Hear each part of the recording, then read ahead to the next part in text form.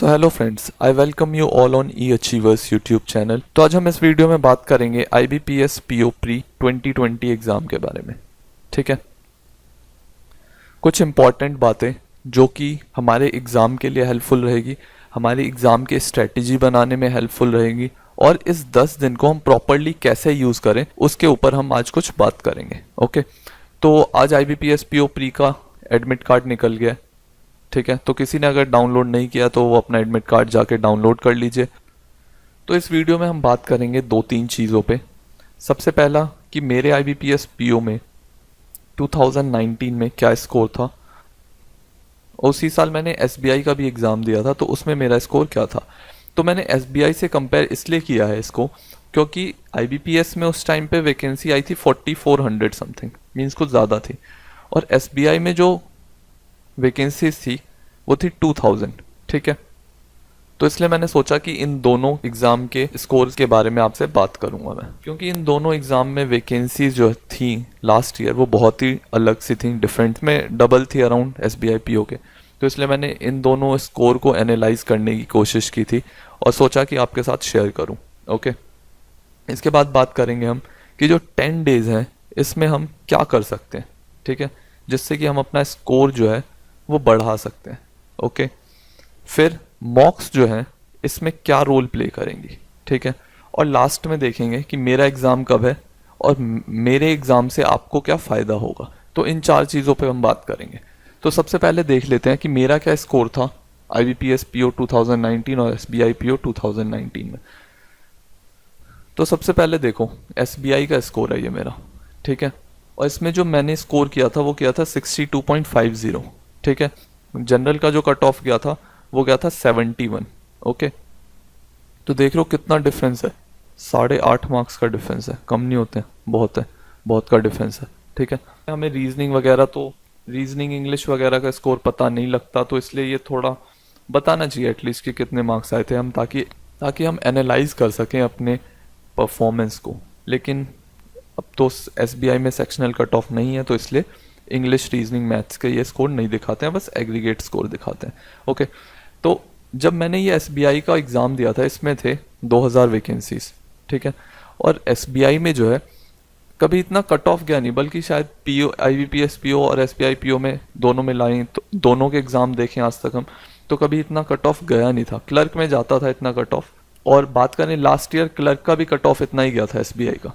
ठीक है, तो मैं अगर बात करूं इसमें कि SBI में मेरे इतने कम मार्क्स कैसे थे, मैंने अटेम्प्ट किए थे 64। ठीक है, सेक्शन वाइज तो नहीं पता, बट मेरे को एग्रीगेट याद है कि 64 किए थे मैंने। ठीक है, 64 में मेरे 62.50 आए थे, और मेरे को लगा था कि हाँ इतने ही आएंगे, क्योंकि इंग्लिश में मेरे को डाउट था 1-2 मार्क्स कटेंगे तो कटेंगे, और मैथ्स और रीजनिंग में तो हम हो सकते हैं श्योर कि हाँ एक्यूरेसी हमारी अच्छी थी। ठीक है, तो मैंने उस टाइम सोचा कि यार कट ऑफ उतनी गई है जितने की मैंने अटेम्प्ट भी नहीं किया। तो उस टाइम मेरे को लगा कि मींस की कंपटीशन कितना बढ़ गया है। मींस 71 तभी स्कोर आया है ना कट ऑफ, अगर बंदों के आ रहे हैं, ऐसा तो है नहीं कि बंदों के नहीं आ रहे हैं और 71 कट ऑफ ऐसे ही दे दिया, यानी कि बंदों के आ रहे हैं इतने स्कोर। हाँ, कुछ लोग ऐसे भी होते हैं जो कि इसमें भी 95 या 100 अराउंड लेके आए होंगे, वो एक्सेप्शंस होते हैं। लेकिन 71 PO के एग्ज़ाम में थोड़ा सा वो रहता है कि हाँ ज़्यादा स्कोर था ये। तो फिर मैंने उस टाइम पे अपनी स्ट्रैटेजी बनाई थी कि IBPS PO में मेरे को 70+ पहले तो अटेम्प्ट करना है और फिर 70+ स्कोर भी करना है। ये मैंने अपनी IBPS PO की स्ट्रैटेजी बनाई थी, और मेरे IBPS PO में वैसे मार्क्स भी आए। तो IBPS PO में मेरे मार्क्स आए थे 77। ये मैं आपको इसलिए नहीं दिखा रहा हूँ कि ज़्यादा मार्क्स आ गए तो आप सोच रहे होगे कि ज़्यादा मार्क्स आ रहे हैं तो दिखा रहा है, इस वजह से नहीं दिखा रहा, मैं इसलिए दिखा रहा हूँ क्योंकि वैकेंसी का डिफरेंस था, इसलिए मैंने सोचा कि आपको दोनों के मार्क्स दिखाऊं ताकि आप खुद से भी एनालाइज कर सको।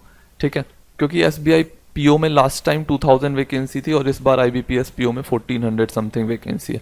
हाँ, हो सकता है कि IBPS PO में थोड़ी वैकेंसीज आगे बढ़ जाए, इसलिए मैं इसे SBI PO से कंपेयर कर रहा हूँ। और आप देखो कि आपको अपना टारगेट कहाँ पे सेट करना है, वो आपके ऊपर है कि आप अपना टारगेट कहाँ सेट करते हो। ठीक है, मैं बताता हूँ कि मैंने 77 स्कोर करने के लिए अपनी स्ट्रैटेजी क्या चेंज की, अपनी स्ट्रैटेजीज में क्या बदलाव लाया मैं, क्योंकि 62.50 से 77 और कुछ ही महीनों में ये चेंज हुआ था। अब ऐसा भी नहीं है कि SBI PO का एग्ज़ाम बहुत टफ आया था, ऐसा भी नहीं था, दोनों का लेवल मैं बोलूँ तो सेम ही था। और इसमें जो मैंने अटेम्प्ट किए थे क्वेश्चंस वो भी बता देता हूँ। इसमें मैंने 76 एग्रीगेट अटेम्प्ट किए थे, ठीक है, और 77 मार्क्स आए थे नॉर्मलाइजेशन की वजह से। तो देखा आपने, क्वेश्चंस भी मैंने ज़्यादा अटेम्प्ट किए थे और मेरे मार्क्स भी ज़्यादा आए थे। तो ये सिर्फ स्ट्रैटेजी में मैंने कुछ चेंज किया तो उसी की वजह से ऐसा हो पाया था, ठीक है। तो चलिए बात करते हैं उस स्ट्रैटेजी पे थोड़ा सा।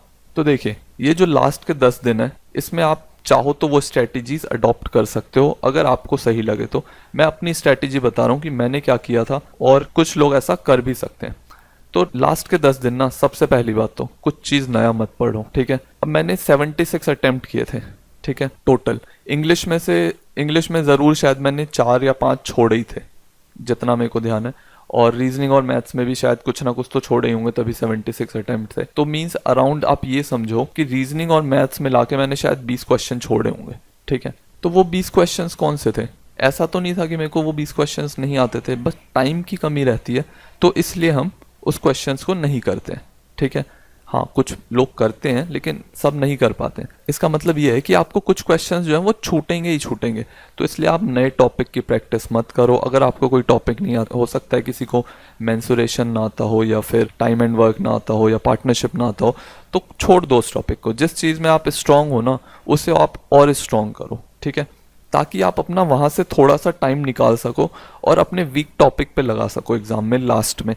तो एग्ज़ाम में सबसे पहले क्या करना है आपको, कि जो आपको आता है सबसे पहले वो करना है। ऐसा नहीं कि आपको, अगर आपने किसी चैप्टर की बहुत अच्छे से प्रैक्टिस की हुई है अर्थमेटिक में, जैसे कि आपने किसी टॉपिक को बहुत अच्छे से पढ़ा हुआ है, पार्टनरशिप या प्रॉफिट एंड लॉस, आपको उसका क्वेश्चन दिख गया, तो ऐसा नहीं है कि आपको सॉल्व ही करना है। मैं अपना पर्सपेक्टिव बता रहा हूँ कि मेरे को अगर कोई टॉपिक आता भी रहता है अर्थमेटिक में, तो मैं प्रेफर करता हूँ उसे लास्ट में सॉल्व करना, क्योंकि मेरे को उससे भी ईजी क्या लगता है कि डीआई सॉल्व करूँ मैं, या फिर रॉन्ग नंबर सीरीज वगैरह सॉल्व कर लूँ, ठीक है। तो इसलिए मैं उन्हें बाद में अटेम्प्ट करता हूँ, ठीक है। तो एक छोटी सी स्ट्रैटेजी देख लेते हैं जो कि मैं फॉलो करता हूँ अपने एग्जाम से कुछ दिन पहले। मैं क्या करता हूँ, इंग्लिश की बात करें तो इंग्लिश के लिए तो सबसे पहले मैंने एक ग्रामर की बुक पढ़ी हुई है, तो वो मेरे हमेशा हेल्पफुल रहती है एग्जाम से पहले। मैं उसकी एक बार और रिवीजन कर लेता हूँ ऊपर ऊपर से, ताकि मेरे को रूल्स जो हैं वो याद रहें, क्योंकि वो आपके फिर फिलर्स में हेल्पफुल रहते हैं और भी एरर्स वगैरह में हेल्पफुल रहते हैं वो। तो मैंने ये बुक पढ़ी थी केडी कैंपस की, नीतू मैम की, ठीक है। फिर बात करें आरसी की, तो आरसी के लिए आप रीडिंग कर सकते हो।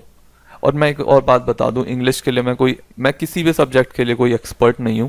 मैं सिर्फ अपना एक्सपीरियंस बता रहा हूं कि मैंने ऐसा क्या किया था कि मेरे थोड़े मार्क्स बढ़ गए। तो हो सकता है ये आप में से भी किसी के लिए हेल्पफुल हो, ठीक है। तो रीडिंग कॉम्प्रिहेंशन के लिए क्या किया था मैंने, रीडिंग अपना थोड़ा कुछ टाइम से करता रहता था। आज भी है मेरा कि मैं कुछ ना कुछ रीड करता रहता हूँ, ठीक है। वो आपके लिए बहुत हेल्पफुल रहता है। फिर उसमें से आप क्या करो, सबसे पहले आप रीडिंग में वो करो जिस टॉपिक में आपका इंटरेस्ट है। जैसे कि मैं क्रिकेट में इंटरेस्ट था, तो मैं क्रिकेट का ही पढ़ता था, और उसमें से जो मेरे को डिफ़िकल्ट वर्ड लगता था, मैं उस डिफ़िकल्ट वर्ड को डिक्शनरी में सर्च करता था, उसका मतलब लिखा, और फिर उसी सेंटेंस में, आर्टिकल में जो सेंटेंस गिवन है उस डिफ़िकल्ट वर्ड के साथ, उसी को नोट कर लेता था। और उससे क्या होता था ना, मेरे को ज़्यादा टाइम तक याद रहता था, ठीक है। ये ऐसा मेरे केस में होता है कि मेरे लिए हेल्पफुल रहा, ओके। तो रीडिंग करते हो आप ना, तो वो आपके रीडिंग कॉम्प्रिहेंशन में बहुत ही हेल्पफुल होता है। रीडिंग कॉम्प्रिहेंशन के लिए आप और कुछ कर नहीं सकते हो सिवाय ये कि आप मॉक से प्रैक्टिस करो और क्विज से प्रैक्टिस करो। अगर आप डेली एक एक क्वेश्चन, एक एक पैसेज या दो दो पैसेज आप डेली अटेम्प्ट करते हो, तो वो आपके लिए बहुत ही हेल्पफुल रहने वाला है एग्जाम में। तो आरसी अगर आपको इससे प्रॉब्लम है, तो आप रीडिंग करो लास्ट के 10 दिन, और एक दो आरसी डेली सॉल्व करो, ठीक है। फिर बात आती है फिलर्स, पैराजम्बल्स, जो मिसलीनियस चीज़ें हो गई, और एरर्स बोल लो। तो इन सब के लिए तो आपको ग्रामर हेल्पफुल रहेगा, फिलर्स, एरर्स के लिए। और पैराजम्बल्स में आप रीडिंग जो करते हो ना, वो आपके पैराजम्बल्स में बहुत ही इंप्रूवमेंट लाती है, ठीक है, उन्हें अरेंज करने में। और इनके लिए आप प्रैक्टिस क्या करो, तो क्विज से प्रैक्टिस करो, और मॉक्स वगैरह जो आप देते हो उसमें आप प्रैक्टिस कर सकते हो इनकी, ठीक है। तो इंग्लिश के लिए इतनी बात थी। और प्रैक्टिस जहाँ से भी आपको करना है, तो प्रैक्टिस के लिए तो दो सोर्स अभी बेस्ट है कि आप क्विज सॉल्व करो और मॉक्स अटेम्प्ट करते हो, तो उन्हें ढंग से एनालाइज करो। जो चीज़ें आपने छोड़ी है उसे अटेम्प्ट करो, जो चीज़ें आपने गलत की है उसको देखो कि आपने गलत क्यों किया था, क्या रीज़न था आपका गलत होने का, ओके। इसके बाद बात करते हैं क्वांट की। क्वांट में मैं क्या करता हूँ, तो सबसे पहले एग्ज़ाम में wrong number series, missing number series तो आनी ही आनी है, 5 आएंगी ही आएंगी। इन्हें आप 5 जो है कम से कम टाइम में सॉल्व करने की कोशिश करो। 3 मिनट में अगर आप सॉल्व कर लेते हो तो बहुत अच्छा है, क्योंकि पीओ प्री में जो आते हैं उनके थोड़े लेवल होते हैं। ऐसा नहीं होता कि क्लर्क जैसा होता है कि देखते ही आप कर दोगे। थोड़ा बहुत एक दो जो क्वेश्चंस होते हैं ना वो टफ हो जाते हैं कभी कभी। तो आप अगर 10 क्वेश्चंस डेली प्रैक्टिस करते हो इन 10 दिनों में तो 100 क्वेश्चन हो जाएंगे, जो कि आपको एग्जाम में बहुत हेल्प करेंगे इन 5 क्वेश्चंस को कम टाइम में सॉल्व करने के लिए। ओके, फिर बात करें क्वाड्रेटिक आ सकता है आपका, आता है ज़्यादा टाइम तो, लेकिन कभी कभी इसके बदले Q1 Q2 दे देते हैं। ठीक है, तो 5 हो सकता है आएंगे, और थोड़ा अगर टफ बनाना होगा तो बीच में रूट डाल देंगे। रूट देखने में डर लगता है स्टूडेंट्स को, लेकिन एक्चुअली में है नहीं रूट कुछ। रूट वाले भी आप 1-2 क्वेश्चंस प्रैक्टिस कर लोगे तो आपके लिए वो एग्जाम में हेल्पफुल साबित होंगे। मींस आप देखोगे कि इजी क्वेश्चंस होते हैं, कोई ज़्यादा टफ होते नहीं है। तो क्वाड्रेटिक की आप प्रैक्टिस करो, जितने क्वेश्चंस प्रैक्टिस कर सकते हो, ये आपके ऊपर है। ठीक है, लेकिन मैक्सिमम क्वेश्चंस प्रैक्टिस करो। ठीक है, फिर इसके बाद बात करें तो DI आनी ही आनी है। 2 DI आएगी या फिर 3 DI आएगी, यानी कि 10-15 मार्क्स यहाँ से आप गेन कर सकते हो, और इजी DI आती है, कोई ऐसी टफ DI नहीं आती है। ठीक है, मींस और अगर टफ आती भी है ना, थोड़ा सा आप दिमाग लगा के थोड़ा 1 मिनट एक्स्ट्रा देखिए उस क्वेश्चन पे, आप सॉल्व कर सकते हो उन DI को। ठीक है, तो DI कोई ऐसी नहीं रहती है कि आप सॉल्व नहीं कर सकते। ओके, इसके बाद ये जब आप ये जो 3-4 टॉपिक्स हैं, यहाँ से आपको 20 मार्क्स तो ईजिली मिलने वाले मार्क्स हैं। ठीक है, इसके लिए हो सकता है आपको 1 मिनट 2 मिनट थोड़ा ज़्यादा लगे, जैसे कि आपको हो सकता है किसी को 10 मिनट लगेगा, किसी को 12 मिनट, लेकिन 10-12 मिनट में जब ये 20 मार्क्स आपके जेब में आ जाते हैं ना, तो आप देख के खुश हो जाओगे। ठीक है, और फिर जब आप अर्थमेटिक के क्वेश्चन सॉल्व करते हो, और फिर जब आप अर्थमेटिक के क्वेश्चन सॉल्व करोगे तो आपको सॉल्व करने में मज़ा भी आएगा और आपके सॉल्व भी होते जाएंगे। ठीक है, अब अगर 8 मिनट बचे हैं आपके पास, और 8 मिनट में अगर आप 5, 6, 7, 8 जितने भी क्वेश्चंस करोगे ना, वो आपके लिए पॉजिटिव ही है। ठीक है, तो अगर आप 7 से 8 क्वेश्चंस भी कर लेते हो ना, तो बहुत हेल्पफुल रहने वाला है। बस आपको जितने क्वेश्चंस करने हैं उसमें एक्यूरेसी मेंटेन करने की कोशिश करो। ठीक है, एक्यूरेसी मेंटेन करोगे तो नॉर्मलाइजेशन में भी आपको हेल्पफुल रहेगा, आपके मार्क्स थोड़े बढ़ेंगे। ओके, तो क्वांट्स के लिए ये स्ट्रेटजी रही। और क्वांट में अगर बात करें, इसकी भी अगर आपको प्रैक्टिस करनी है तो आप क्विज से प्रैक्टिस करो। ठीक है, और मॉक्स तो बेस्ट है ही है। और एनालाइज बस प्लीज़ बहुत अच्छे से करो। एनालाइज जो है वो आपका 2-3 मार्क्स बढ़ा देता है एग्जाम में, क्योंकि आपको ये पता लगता है कि मेरे अंदर क्या प्रॉब्लम है, किस वजह से मैं गलतियां कर रहा हूँ। ठीक है, ऐसा नहीं कि आपने मॉक दिया, आपने मार्क्स देखे और आगे बढ़े, ऐसा मत करना। ओके, तो मॉक्स को ढंग से एनालाइज करना है। इसके बाद बात करें रीजनिंग की, तो रीजनिंग में भी आप पहले पजल से स्टार्ट मत करो। जो मिसलिनियस टॉपिक आते हैं, इनइक्वालिटीज़ वगैरह, उनसे स्टार्ट करो। ठीक है, इनकी प्रैक्टिस करो इन 10 दिनों में बहुत अच्छे से, मैक्सिमम क्वेश्चंस की, क्योंकि हो सकता है कि कोडेड वाले भी आ जाएं, तो कोडेड वाले की भी प्रैक्टिस करके जाओ। कोडेड वाले डिफ़िकल्ट नहीं होते हैं, बस आपको थोड़ा सा टाइम लग जाता है, लेकिन आप प्रैक्टिस कर लोगे तो उसमें से भी आप टाइम थोड़ा कम कर सकते हो। ओके, तो उनकी प्रैक्टिस करो। और आजकल थोड़ा ब्लैंक के ऑप्शन में भी आने लग गया है कि ब्लैंक्स रहते हैं और आपको फिल करना होता है कि कौन सा सिंबल आएगा जिससे कि स्टेटमेंट ट्रू हो जाएगा। ओके, तो इन टाइप के क्वेश्चंस की भी आप प्रैक्टिस करो। ओके, तो आपको मैक्सिमम क्वेश्चंस की प्रैक्टिस करनी है। जिन टॉपिक्स को आप पहले उठाओगे उनकी प्रैक्टिस आपकी बहुत अच्छे से होनी चाहिए। ठीक है, एग्जाम में जैसे आप जिन भी टॉपिक को उठाने वाले हो उनकी प्रैक्टिस आप इन 10 दिनों में बहुत अच्छे से करो। क्लियर, इनइक्वालिटीज हो गया, डायरेक्शंस हो गए। ठीक है, कुछ ब्लड रिलेशन के क्वेश्चन आ जाते हैं, डायरेक्शन से 2-3 क्वेश्चन आएंगे, ब्लड रिलेशन से 2-3 क्वेश्चन आएंगे।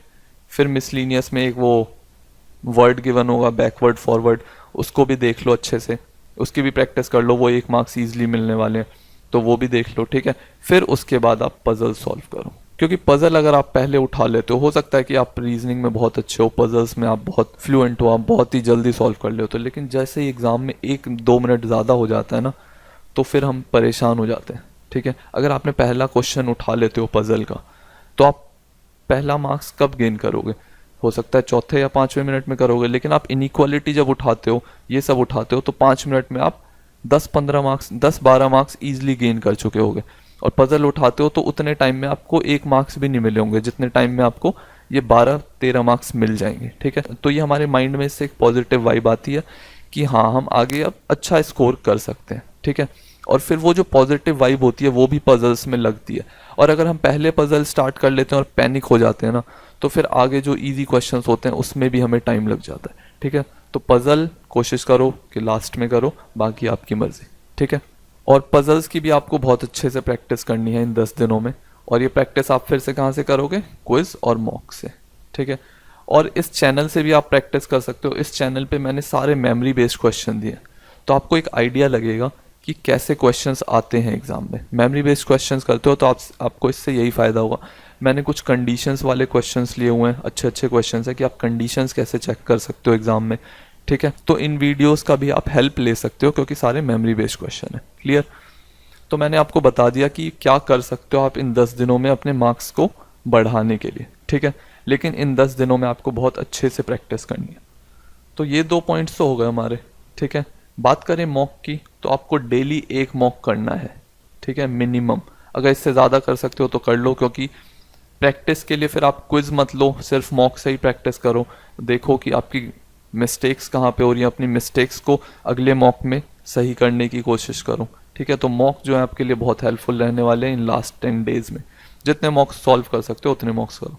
बस मैं बोलूँगा कि लास्ट दिन मत करना, 2 तारीख को मत करना, ताकि आपको थोड़ा एक तो दिमाग को भी रेस्ट मिले, और अगर होता है ना कि मॉक में कम मार्क्स आ जाते हैं तो आप थोड़े परेशान हो जाते हो। तो मॉक में कम मार्क्स आ जाए तो उससे परेशान होने की बिल्कुल भी ज़रूरत नहीं है, क्योंकि मॉक में क्या रहता है यार, 497 दे दिया, कुछ नंबर दे दिया, अब इसको कोई अटपटे नंबर से बोल देगा कि आप डिवाइड कर दो, पॉइंट में आप डिवाइड ही करते रह जाओगे।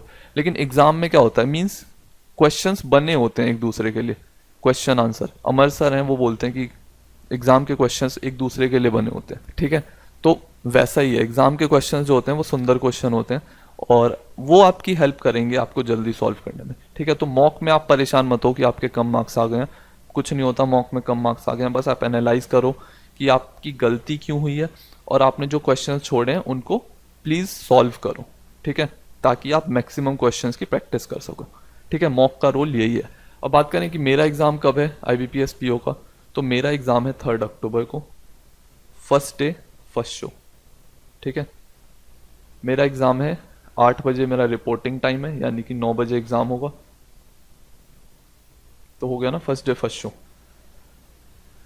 तो मैं जैसे ही एग्ज़ाम दे के निकलूँगा, उसके बाद अगर किसी का एग्ज़ाम होगा तो मैं आपको एनालिसिस दूंगा, बताऊंगा कि क्या क्वेश्चंस आए थे, और उसके बाद जो क्वेश्चंस अगर मुझे कुछ पता होंगे तो मैं आपको इस चैनल पे सॉल्व करके ज़रूर बताऊंगा। तो ये कुछ पॉइंट्स है जो कि मैंने सोचा आपके साथ शेयर करूं। हो सकता है कि ये वीडियो आपके लिए हेल्पफुल रहे, किसी ना किसी के लिए, एक पर्सन के लिए भी अगर ये वीडियो हेल्पफुल रहती है तो मेरे को बहुत अच्छा लगेगा। तो मन लगा के पढ़िए इन 10 दिनों में, और वैकेंसी के बारे में सोचना छोड़ दीजिए, क्योंकि बहुत लोग बोल रहे हैं वैकेंसी बहुत कम है, वैकेंसी बहुत कम है, नहीं हो पाएगा। तो वो बार बार सोच के हम कुछ नहीं कर सकते हैं, ठीक है। हम कर क्या सकते हैं, अपना बेस्ट दे सकते हैं, वो दो बस, ठीक है। बाकी चीज़ आगे के लिए छोड़ दो। तो हंसते रहिए, मुस्कुराते रहिए, और मन लगा के पढ़िए। मिलते हैं नेक्स्ट वीडियो में। और अगर आपको ये वीडियो अच्छा लगा हो तो इस वीडियो को लाइक कीजिए, चैनल को सब्सक्राइब कीजिए, और इस वीडियो को अपने दोस्तों के साथ शेयर कीजिए। Thank you for watching the video.